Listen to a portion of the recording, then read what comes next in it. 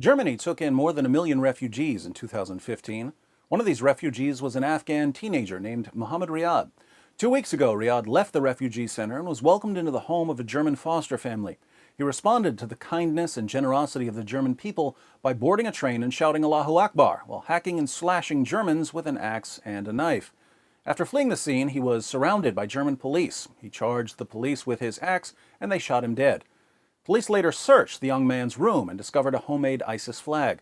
ISIS later released a video of Riyad pledging allegiance to the terrorist group and proclaiming that he was going to die in a suicide attack. Naturally, police and the media are reporting that the young jihadi's motive is unclear. They've tried desperately to uncover a motive, but there's something incredibly vague about a young man calling himself a soldier of ISIS and going on a hacking and slashing spree while shouting Allahu Akbar.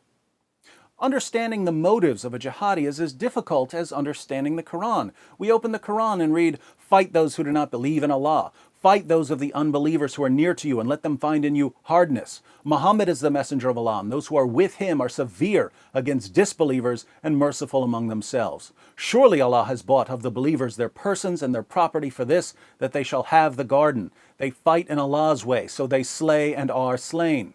What could these texts possibly mean? Who can know? Words, much like motives, are completely incomprehensible.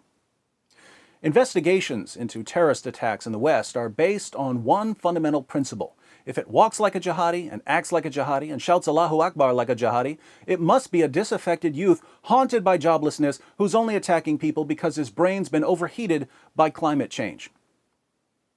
To all of you young ISIS fans in Germany who are plotting terrorist attacks because Muhammad declared that your highest religious duty is jihad, just keep in mind that no matter how clearly you state your intentions and goals, German leaders will not understand your message.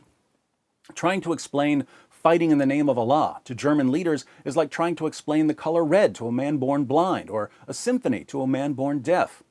If you're thinking to yourself, but these are the people who discovered quantum mechanics, surely they can understand fight those who do not believe in Allah, you're entirely wrong. History shows that even though the German people are brilliant in science and classical music, they are extremely easy to brainwash and manipulate whenever they're in the presence of a fascist ideology. If you're thinking, well, we'll just keep hacking up German people until their leaders hear our message, it won't work, because German leaders don't care about German people. If they did, they wouldn't be defending an ideology that openly calls for the violent subjugation of their own people and the entire world again.